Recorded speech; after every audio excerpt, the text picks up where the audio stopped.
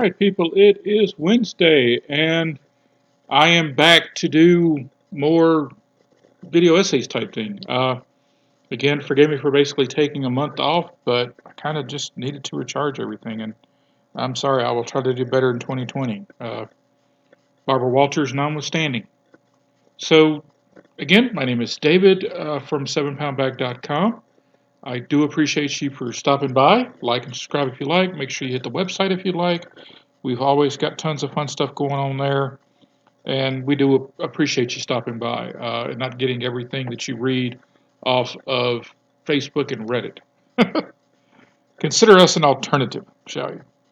But as again, last time we talked about zombies, and I kind of broke down the way zombies are portrayed in movies. This week, I'm going to kind of give you more of a real life aspect to zombies, and basically, if it happened, what would be my plan, so to speak, or I guess would be my optimal plan. But first, I do want to obviously admit that zombies can't happen. They're absolute fantasy. There's videos you can find on YouTube.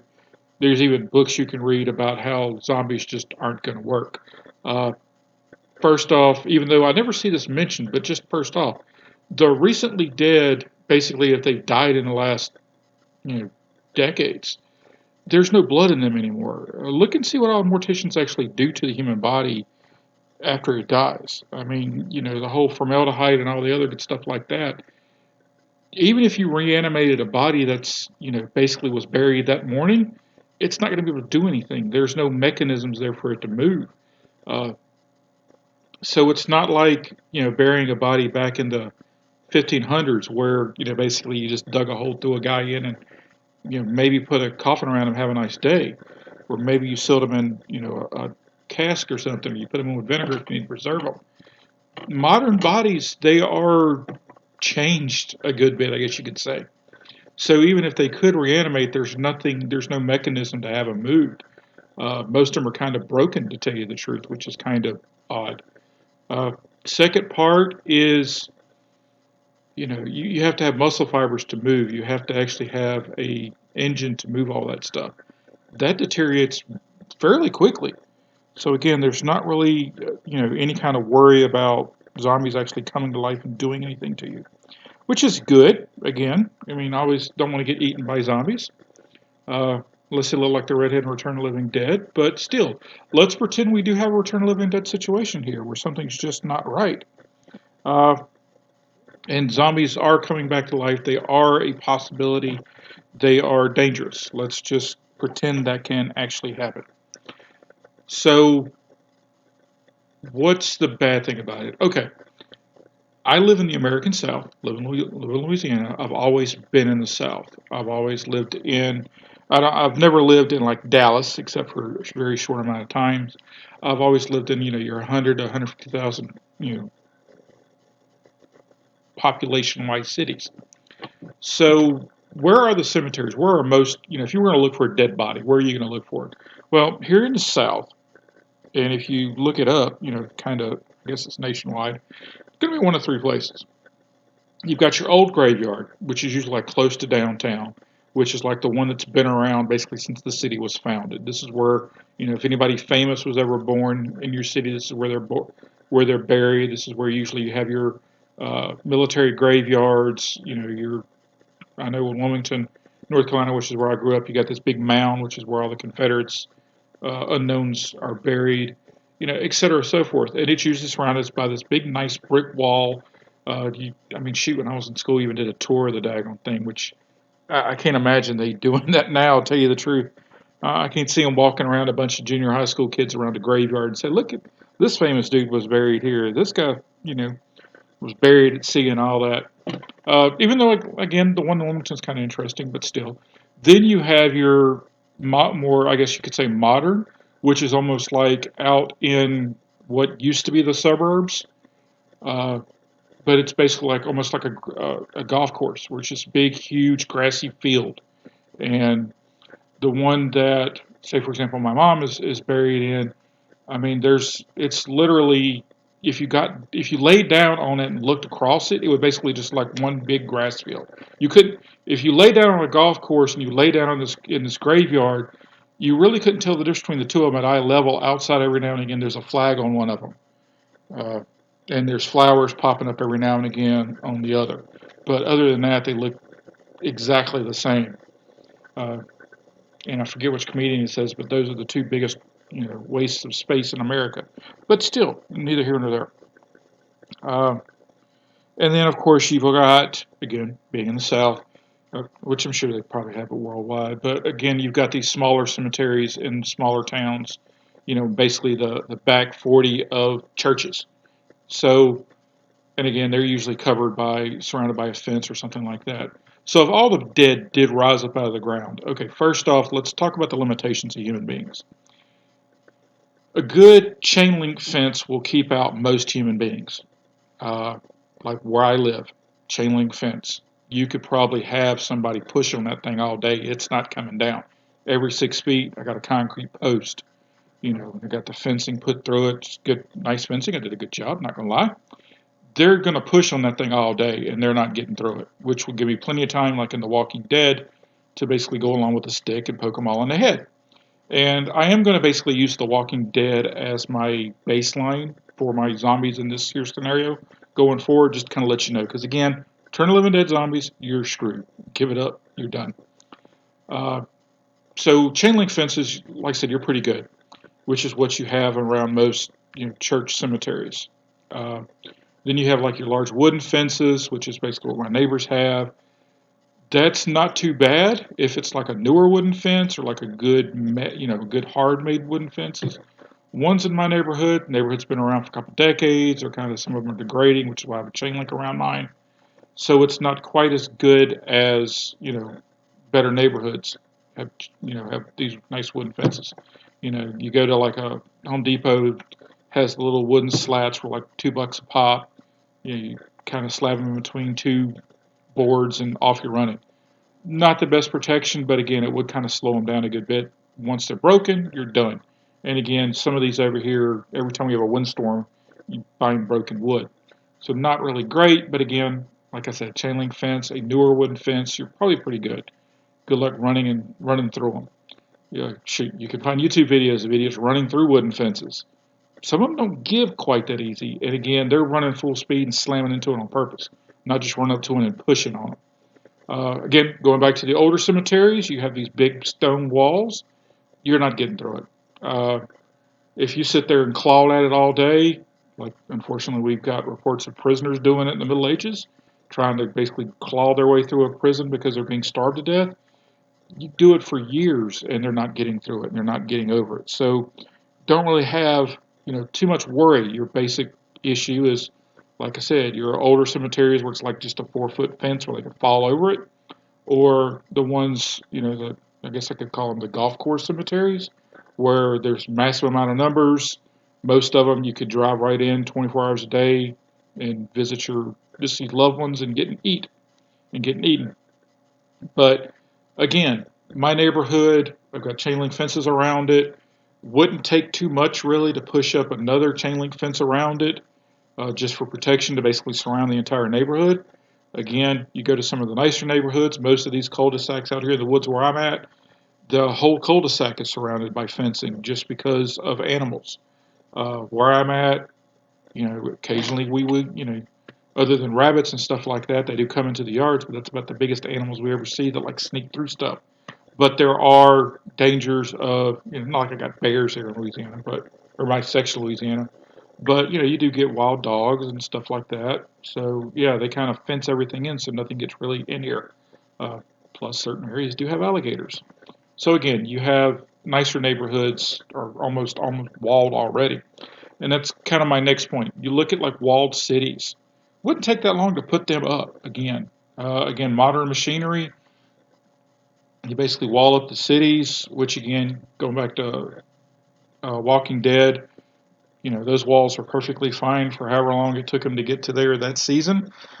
Could see that very easily happening again. You dig a big enough moat, or excuse me, big enough trench where they can all fall into it, which always killed me about the show. Why don't we have a trench? Why don't you clear your shooting ranges? Basically, medieval castles are still there. All you have to do is basically recreate how they did it with the walled cities. And zombies are not a problem. Your bigger issue is when somebody recently dies, like, for example, Land of the Dead, where the guy hangs himself, which always killed me. How are you not used to this, you moron? But still, anyway, moving on. It's not that difficult, really, to protect yourself from an external zombie attack. Next, talk about ammo. I love Dawn of the Dead, the remake. If you read my review on the website, you know how much I really like the remake. Only thing that really ticked me off was Andy. Uh, you go to any Walmart, stop by the gun case, and you will see just how many boxes and boxes and boxes of rounds that they have. You go to any, which I do know it was in Pennsylvania, but if you go to any Army Navy store in the South, you will probably find 1,000,000 rounds of ammo. From where I live to where, if I went to, say, where my wife works, which is only clear on the other side of town, I'm going to pass 3 Walmarts. I'm going to pass, if I go interstate, I'm going to pass 4 pawn shops. I'm going to pass 1 Army Navy store. The city I live in has 150,000 people. I promise you, if I picked up every bullet in those stores, I'd find over 150,000 rounds. Promise you. Guarantee you. Of all types. Now, again, of course, you got to match the right rifle or right thing. But I would probably find a couple thousand guns, probably 1,000,000 rounds of ammo, and I'm not being facetious. Again, this is Louisiana, sportsman paradise, all that good stuff. There is no way that with unlimited time, every weapon under a modern, again, I mean, let's just say I've got a Walmart on the other side of that parking lot. There's no way they could put enough zombies in there that I couldn't cap. Uh, Even though I haven't fired a rifle in a couple of decades, I'm pretty sure my marksmanship would come up. Not to mention the fact, most places like that, they'll have grenades. I know they're not supposed to, but I promise you probably 75% of them do. Uh, I know for a fact that one of the ones where I grew up in Wilmington, North Carolina, the guy had live 30-30 rounds and a gun that could fire. I had, at one time when I got the military, I had 50 caliber rounds. If I set up a 50 caliber machine gun on one end of the parking lot and just open that sucker up, I don't have to worry about zombies anymore. I fired about 5.5 foot above the ground. Yeah, I can pretty much walk out the next day and I'm good. And if they came back and another 20,000 showed up, I can walk out again. 50 caliber is a wonderful anti-zombie weapon.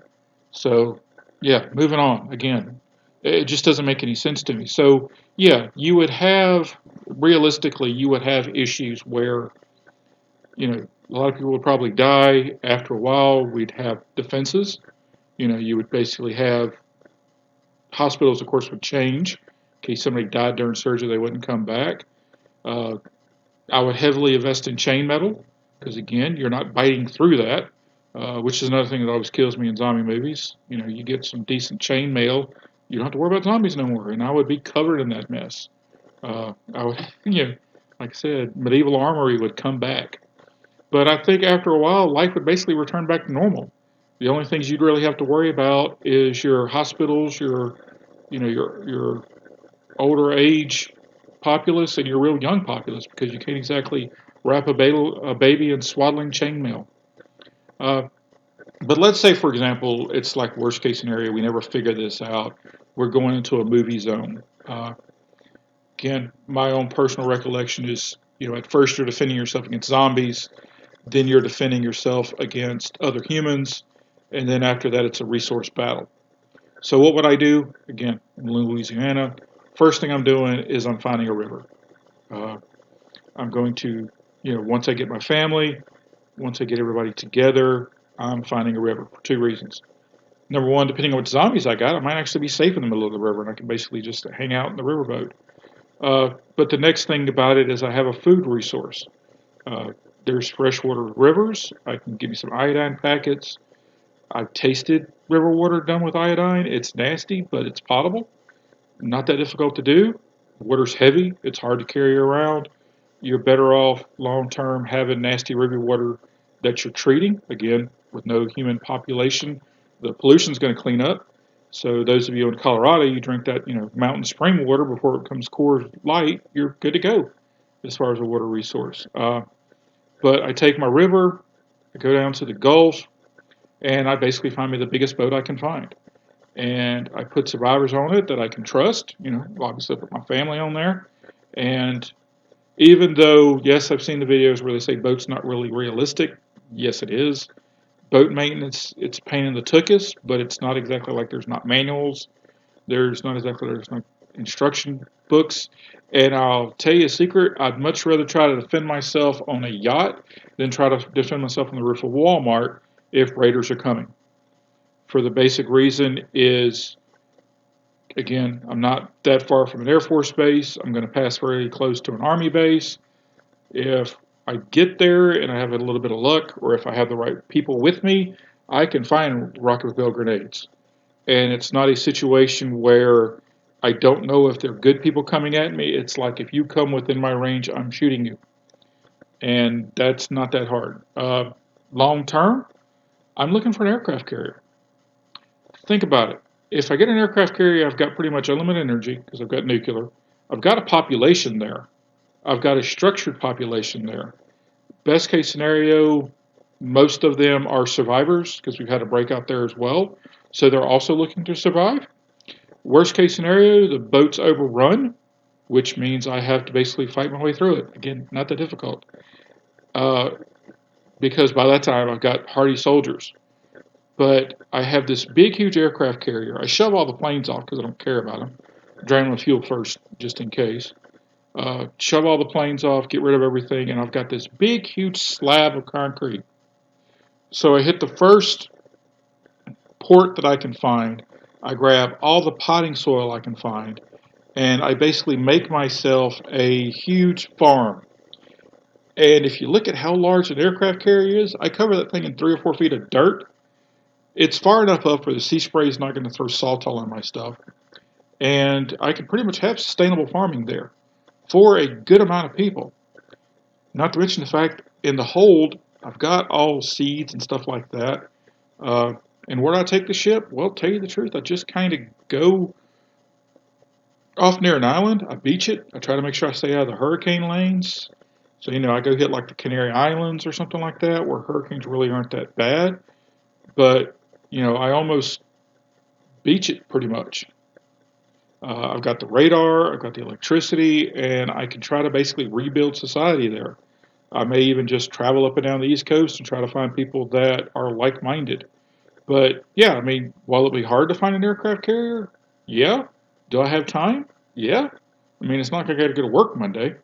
But that's kind of what my plan would be. It would just make sense because I need to get the heck away from human beings. I see a helicopter, I blow it out of the sky. I see a boat coming to me, I blow it out of the water. Uh, I just watched Last Man on Earth where everybody kind of died through that. I'm not, once I got my family and I've got a group of people, say 50 or 60, I can build a community on that. Maybe by the time I have to worry about anybody else, maybe things have kind of calmed down where, the raiders will burn themselves out. Maybe I even hit an island like, say, Madagascar, where there's going to be hopefully a somewhat indigenous population. Move on from there. Would it be perfect? No. Would it be hard? Absolutely. Would my grandkids be all right? Better than somebody tuckered down in the back, back into a Walmart hoping to survive. Uh, with any luck, I could go up towards Houston or something and find some cows running around, put them out there on the boat. Like I said, I've got time to pick up the resources. The bigger issue is going to be trying to get, medical personnel and trying to make sure I've got people that I can trust. But again, that would be my plan in a zombie movie worst case scenario type thing. But, let me know your plans. You can poke holes in it by all means. If you think a human being can dig through a stone wall, that's fine. If you have anything else you want me to talk about, by all means, throw it at me. I'm not sure what I'm going to do next week, but I do want to thank you for dropping by. Make sure you hit the website, all that good fun stuff. And I'm sorry for doing the too much. But y'all have a great week, and I will see y'all on Friday. Bye.